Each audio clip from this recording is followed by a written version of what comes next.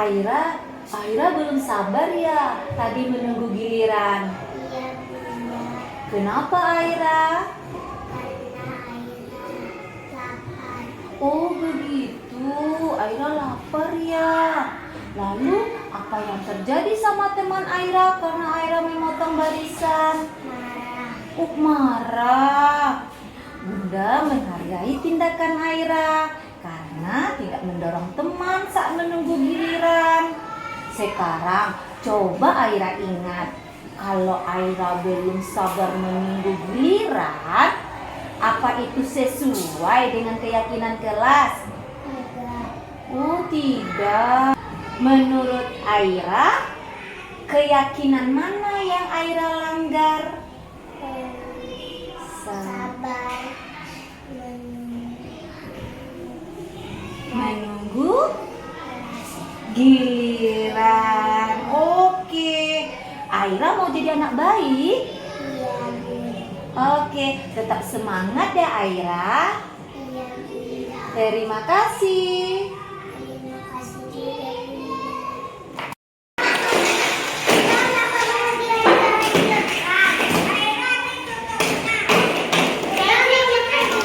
Gala, kenapa nggak ngumpulin mainan? Capek.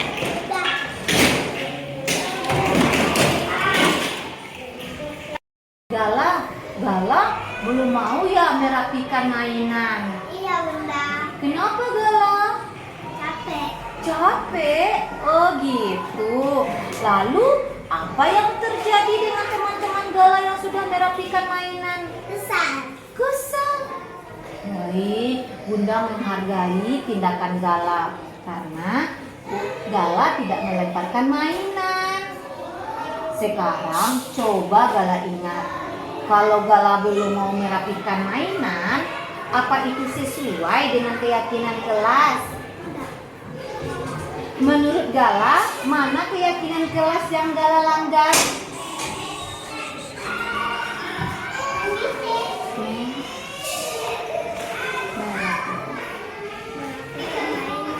Apa? Merapikan mainan. Gala mau menjadi anak yang baik? Gala mau jadi anak yang baik? Iya. Baik, tetap semangat ya Gala. Terima kasih Gala.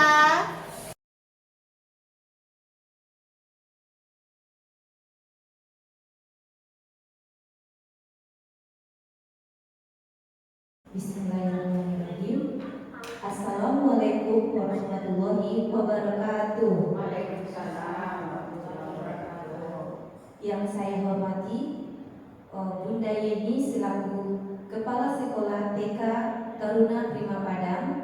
Yang saya hormati guru-guru TK Taruna Prima Padang. Puji syukur kehadiran Allah Subhanahu wa Ta'ala yang telah melimpahkan rahmat dan kurnia-Nya kepada kita semua sehingga kita bisa menghadiri presentasi menyebarkan pemahaman dan pengalaman penerapan budaya positif di gedung TK Taruna Prima Padang. Dan salam dan selawat kita panjatkan kepada Nabi kita, yakninya Nabi Muhammad SAW. Allahumma sholli ala Muhammad wa ala ali Muhammad. Baiklah bunda-bunda semua, perkenalkan saya Nike Chandrawati SPD, calon guru penggerak angkatan 8 Kota Padang. Untuk ini saya akan melakukan aksi nyata pada modul 1.4 dengan budaya positif, menyebarkan pemahaman dan pengalaman penerapan budaya positif.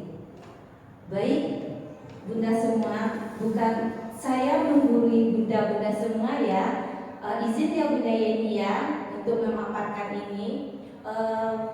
Saya hanya menyampaikan pemaparan tentang pembelajaran selama saya mempelajari modul 1 di guru penggerak ini. Hari ini saya akan menyampaikan pemaparan budaya positif ini yang akan dirangkum dari modul 1.1 dan 1.2 dan modul 1.3 dan terakhir modul 1.4. Ini saya akan memaparkannya, saya akan memulainya ya bunda-bunda semua. Baiklah, saya akan memaparkan yang pertama adalah konsep utama modul budaya positif. Pertama adalah membahas tentang perubahan paradigma belajar, disiplin positif, kebutuhan dasar manusia, motivasi perilaku manusia, posisi kontrol, restitusi, keyakinan kelas, dan yang terakhir, segitiga restitusi. Dalam pembahasan ini kita akan membahasnya satu persatu. Dimulai dengan pembelajaran dengan paradigma baru. Di sini pembelajaran dengan paradigma baru dirancang berdasarkan prinsip pembelajaran yang terdiferensiasi sehingga setiap murid belajar sesuai dengan kebutuhan dan tahap perkembangannya untuk mewujudkan profil pelajar Pancasila. Di sini kita sudah mempelajarinya ya Ayah Bunda tentang profil pelajar Pancasila di sekolah TK Taruna Prima ini. Profil pelajar Pancasila ini ada berapa dimensi ya Bun? Ada berapa dimensi ya Bun? 6 dimensi benar. Apa saja ya Bunda ya 6 dimensi itu? Bernalar kritis, kreatif, mandiri, gotong royong,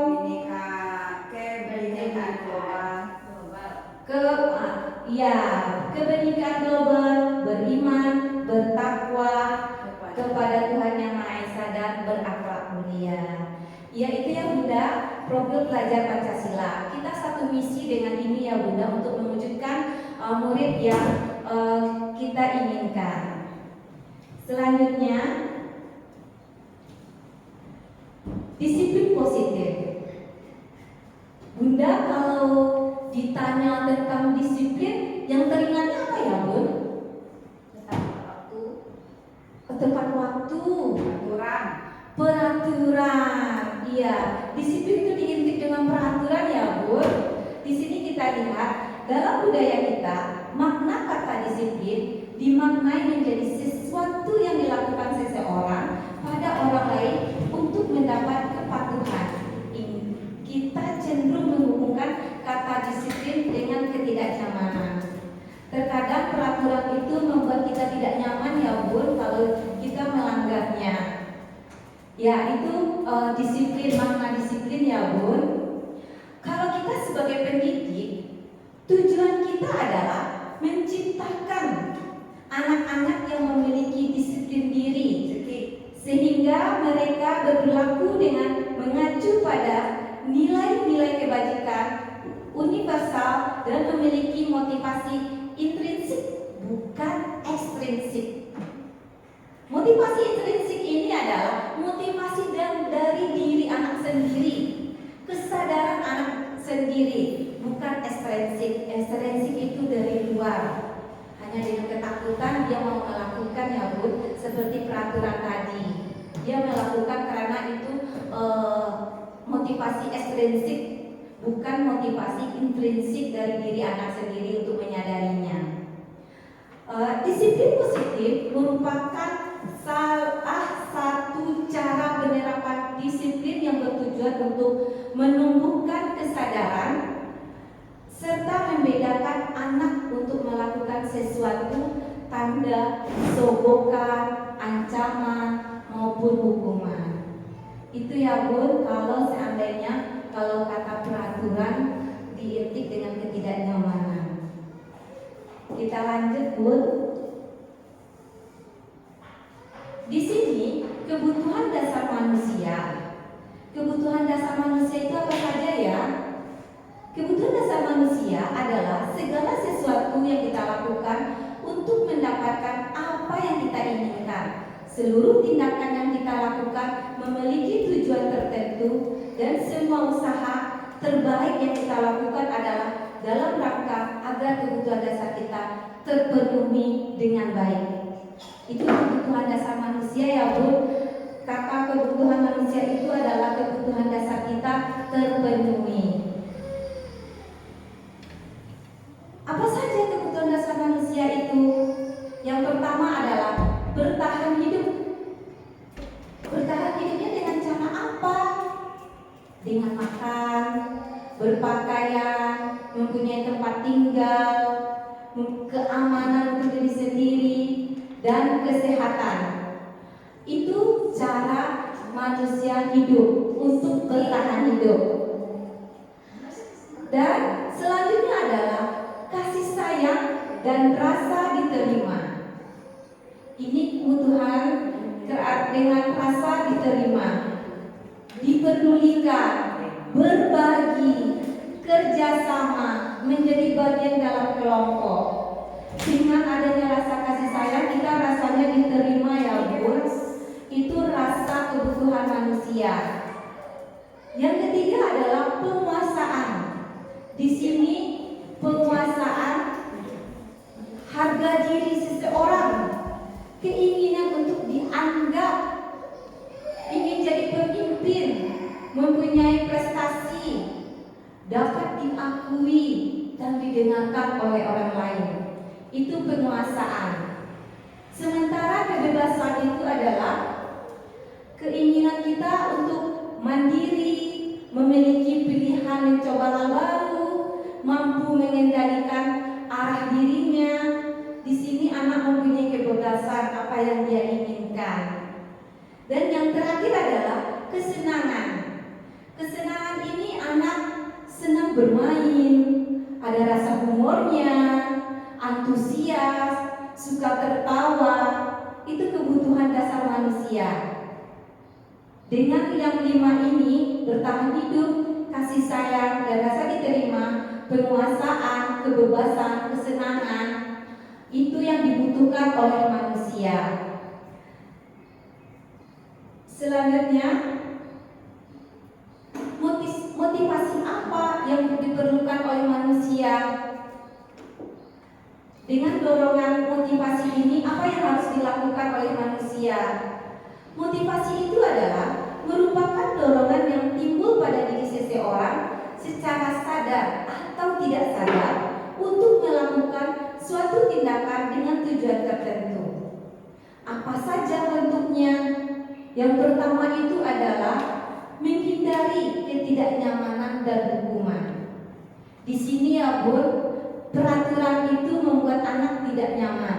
Dimana sebelumnya saya katakan tadi tentang peraturan tadi ya Bun, murid itu melakukan disiplin.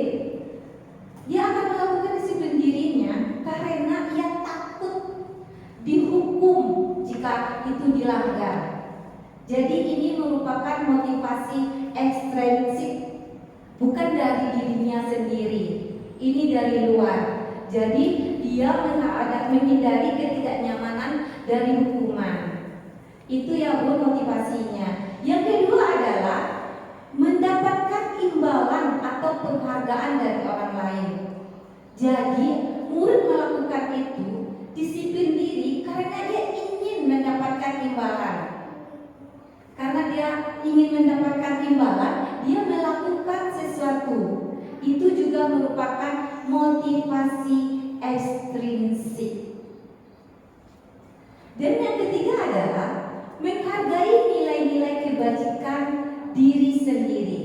Ini baru-baru bisa kita tanamkan kepada anak-anak kita ya Bun, menghargai nilai-nilai kebajikan dari diri sendiri.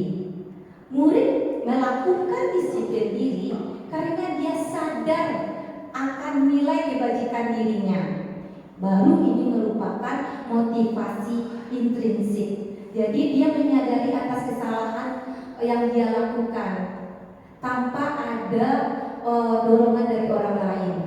Itu merupakan intrinsik, kesadaran dia akui sendiri dan dia memahami apa itu kesalahannya dia. Selanjutnya, konsep disiplin dengan identitas gagal. Di sini dari motivasi perlakuan tadi ini berkesinambungan. Di sini hukuman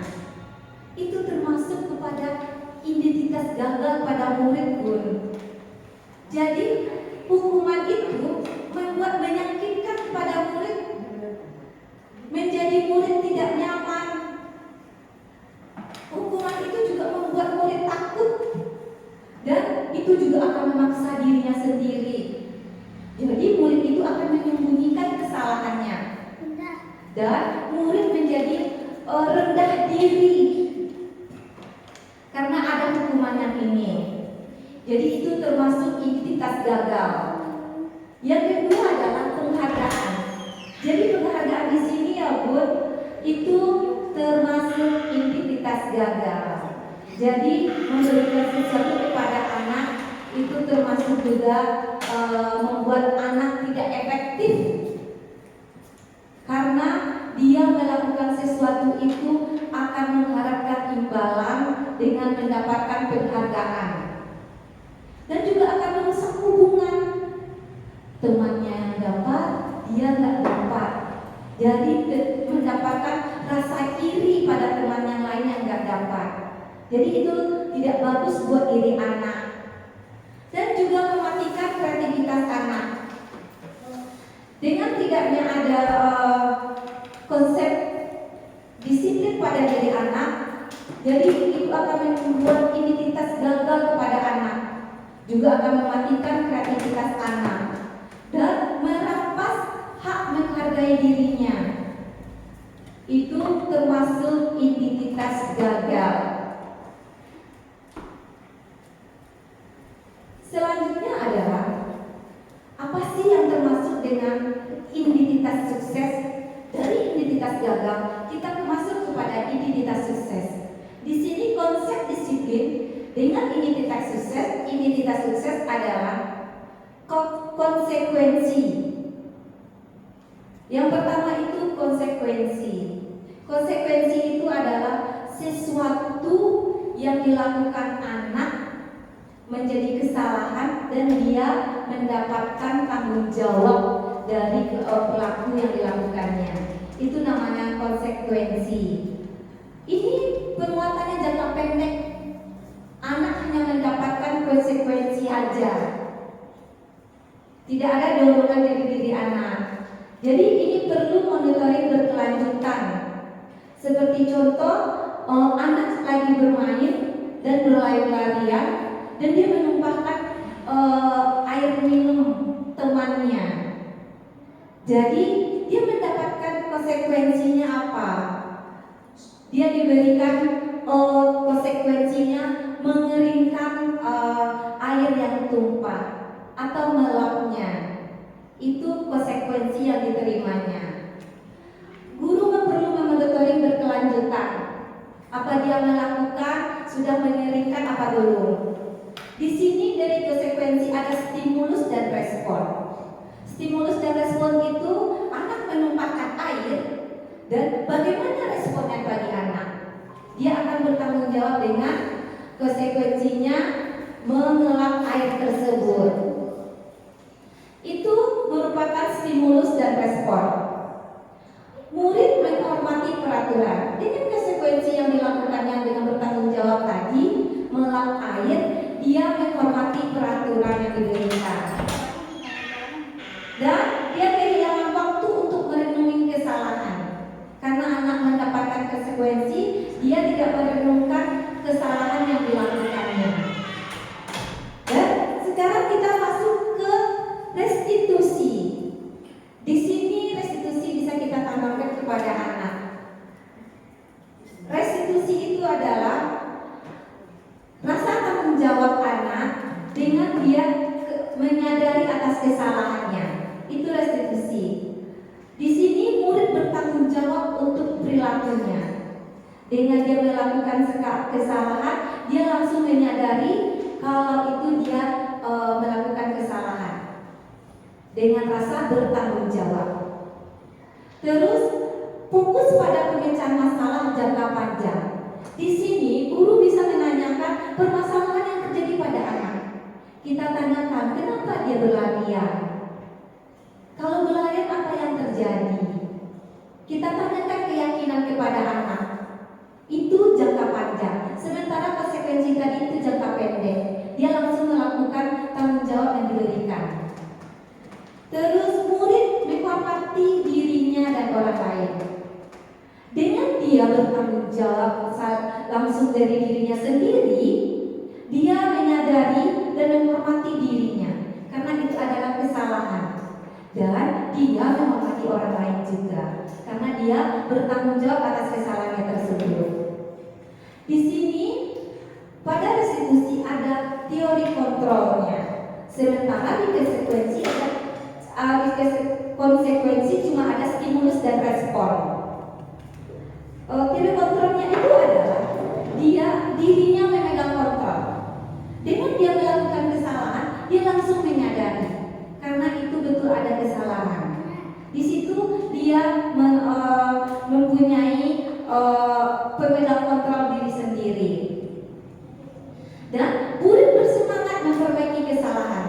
Dengan dia bertanggung jawab atas kesalahannya sendiri, dia bersemangat melakukannya tanpa ada dorongan dari orang lain. Ini namanya restitusi. Ini antara dua ini adalah konsekuensi dan restitusi merupakan identitas sukses. Bunda yang pernah dilakukan apa ya, Bu? Restitusi apa yang pernah Bunda, konsep disiplin apa yang pernah Bunda lakukan, Bu? Antri menunggu giliran, Bunda. Oh ya, antri menunggu giliran. Di antara hukuman, konsekuensi, dan reward, restitusi yang Bunda pernah lakukan apa, Bu? Pernah menghukum, Bu? Ada juga menghukum, Bunda. Ada juga pernah menghukum ya, Bu. Sekarang identitas gagal kita ke identitas sukses untuk pencapaian pendidikan anak lagi ya, Bu.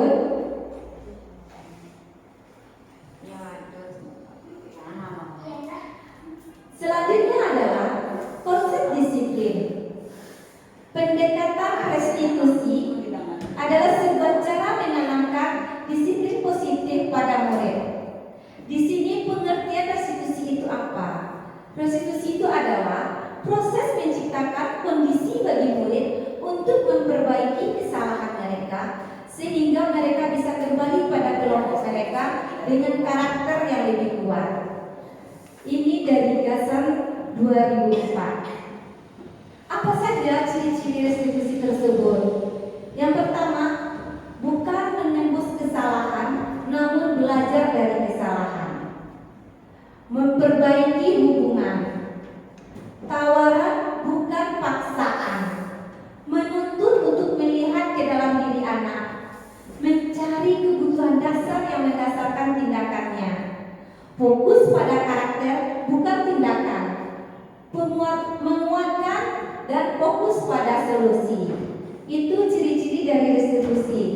Kita bukan mencari kesalahan yang ada pada diri anak, tapi kita memperbaiki hubungannya. Dengan itu anak tidak terpaksa. Kita bisa menuntutnya untuk memenuhi kebutuhan dasar pada diri anak. Di sini ya, Bu. Selanjutnya, apa sih perbedaannya? Perbedaan yang terjadi ini dengan kasus yang sama. Contoh kasusnya adalah murid sering tidak mengerjakan LKS.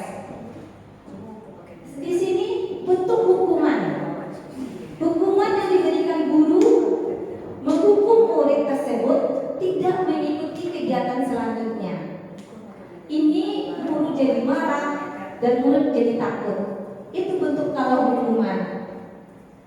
Kalau konsekuensi dengan kasus yang sama, guru memberikan konsekuensi untuk mengerjakan sampai selesai LKS yang belum dikerjakan oleh anak. Di sini guru tegas dan murid menghormati peraturan. Sementara di sini restitusi. Kalau restitusi, guru menanyakan keyakinan kelas atau dirinya dan membantu murid menyelesaikan masalahnya. Jadi di sini pada restitusi ini guru terbuka dan murid menghormati dirinya dan orang lain.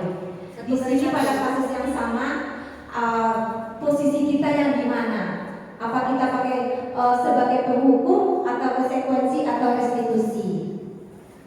Selanjutnya, Ya, 1 per 1. di sini Itu satu sama. ada 5 posisi kontrol restitusi. Tulisan apa? Ada sebagai penghukum, pembuat rasa bersalah, sebagai teman, sebagai pemantau, sebagai manajer. Di antara 5 posisi kontrol restitusi, Bunda pernah menghadapi di antara yang 5 apa ya, Bun? Oh, yang pertama. Penghukum ya, Bun. Ya, baik, kita bahas satu persatu.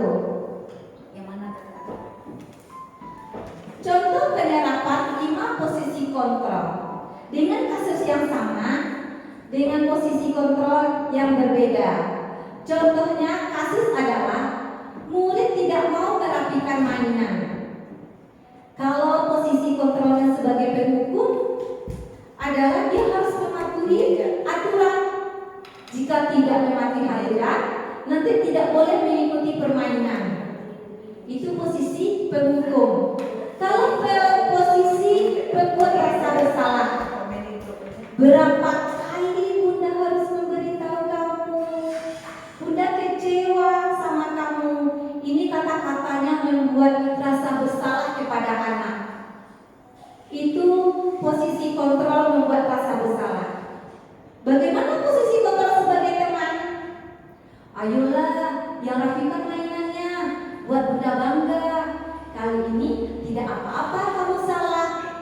Itu pernyataan tentang posisi kontrol sebagai teman. Sementara posisi kontrol sebagai pemantau, kamu sudah melanggar apa peraturan yang ada, dan sekarang kamu mendapat konsekuensinya. Di sini anak tidak belum merapikan mainan. Jadi konsekuensinya apa yang kita berikan kepada anak? Di situ kita sebagai pemantau. Nah, di posisi manajer ini, posisi kontrol yang bisa kita jalani di dalam kelas atau di lingkungan sekolah. Posisi manajer itu adalah, apakah kamu tahu kesalahanmu? Kira-kira bagaimana kamu memperbaiki kesalahan ini? Di sini guru bisa menanyakan, mengetahui apa yang terjadi. Di sini akan menimbulkan pertanyaan-pertanyaan untuk meyakinkan kesadaran kepada anak. Itu ya, Bun, 5 posisi kontrol. Tergantung kita di mana posisi yang kita buat.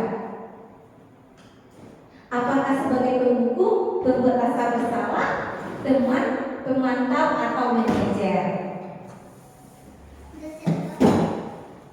Untuk lebih meyakinkan sesuatu yang ada di dalam kelas, kita bisa membuat keyakinan kelas. Mengapa kita membuat keyakinan kelas? Mengapa kita tidak membuat peraturan kelas saja? Di sini sama ya, Bu. Dengan pernyataan seperti ini, mengapa kita memiliki peraturan tentang penggunaan helm pada saat mengendarai kendaraan roda 2 atau motor? Terus, mengapa kita memiliki peraturan tentang penggunaan masker dan mencuci tangan setiap saat? Mengapa ya, Bu, kita menggunakan helm setiap menggunakan motor? Untuk apa itu ya, Bu? Untuk keselamatan. Kalau untuk mencuci tangan itu buat apa buat kita ya, Bu? Untuk kesehatan. Iya. Jadi itu akan menjadikan kebiasaan kepada kita.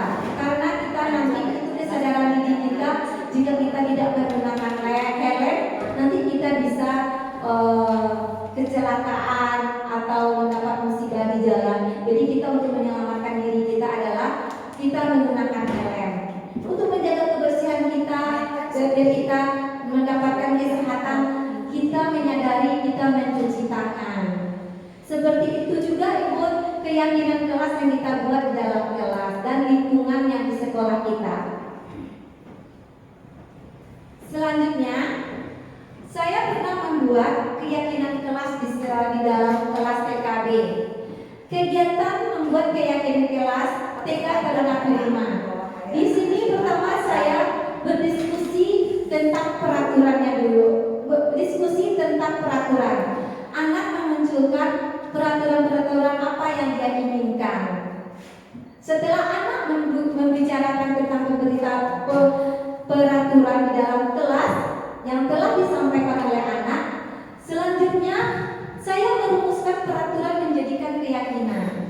Dari peraturan-peraturan tersebut, saya membentuk peraturan tersebut menjadi keyakinan.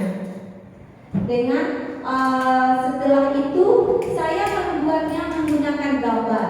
Karena di TK anak-anak untuk menulis belum bisa ya Bu, makanya saya menggunakan sebuah gambar. Dengan merumuskannya itu kami menempelkan keyakinan kelas kami bersama. Itu bentuk keyakinan kelas kami bikin. Semoga untuk kelas yang lain bisa juga ya Bun. Dan keyakinan kelas itu bisa Bunda tempel juga di dinding. Keyakinan kelas yang kami buat di kelas TKB adalah peduli terhadap lingkungan, berhenti bermain tepat waktu, dapat bekerja sama, sabar menunggu giliran. Dengan keyakinan ini, anak semoga bisa mendisiplinkan dirinya. Selanjutnya, bagaimana pembentukan keyakinan kelas itu? Pembentukan keyakinan kelas itu lebih abstrak dari peraturan. Kita bisa membuatnya kita tahu dulu peraturan-peraturan yang diberikan oleh anak. Setelah itu kita berupa pernyataan universal seperti keselamatan, bertanggung jawab, mandiri. Dari peraturan dibentuk pernyataan universal. Setelah itu bisa kita buat dalam bentuk positifnya. Jadi keyakinan kelas itu Bun, kita bikinnya sedikit saja biar dapat diingat oleh anak. Dan peraturan kelas itu disesuaikan juga dengan kondisi kelasnya dan sekolah agar mudah diterapkan. Pembentukan keyakinan kelas ini harus disertakan semua warga kelas atau di sekolah karena bisa dilibatkan saat membuatnya. Itu pembentukan keyakinan kelas. Selanjutnya adalah segitiga restitusi. Segitiga restitusi ini bisa kita terapkan ke dalam kelas. Dia ada tiga bagian. Yang pertama itu adalah menstabilkan identitas. Jadi jika anak melakukan sesuatu kesalahan atau berlaku yang kurang baik, jadi kita menanyakannya dulu, menstabilkan identitas anak. Kita semua akan melakukan hal yang terbaik yang bisa kita lakukan. Selanjutnya itu kita validasi tindakan yang salah. Jadi kesalahannya itu kita harus menanyakan apa alasannya.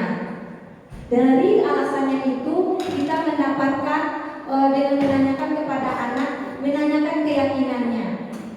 Keyakinan mana yang dilanggar oleh anak? Keyakinan kelas apa yang dilanggar oleh anak? Jadi kita semua memiliki motivasi internal, motivasi yang ada pada diri anak, bukan dari eksternal. Contohnya dari penerapan segitiga restitusi. Di sini saya sudah melakukan di dalam kelas. Sini penerapan segitiga restitusinya.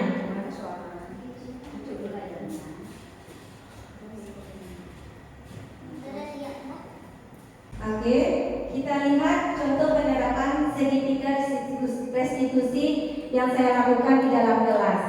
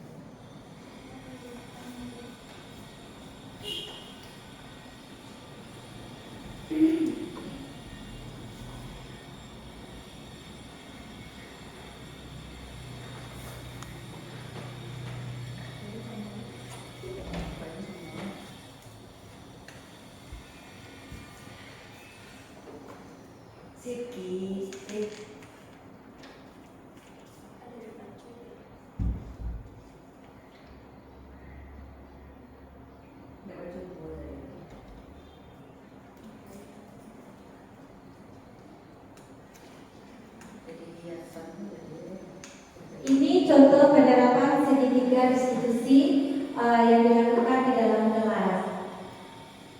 Dan ada juga contohnya penerapan segitiga restitusi anak yang belum mau merapikan mainan selesai bermain karena dia merasa lelah. Di sini saya menanyakan kepada anak kenapa dia melakukan perilaku yang seperti itu.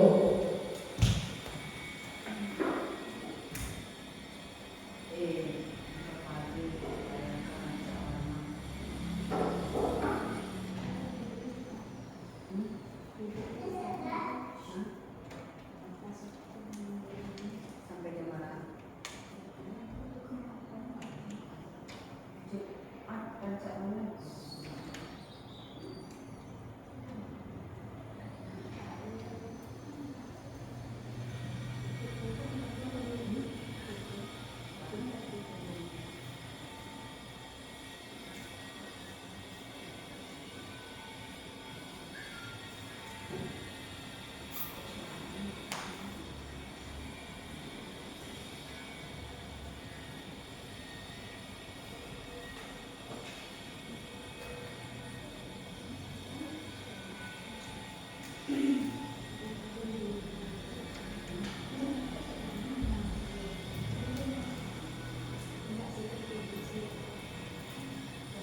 Itu kasus yang kedua.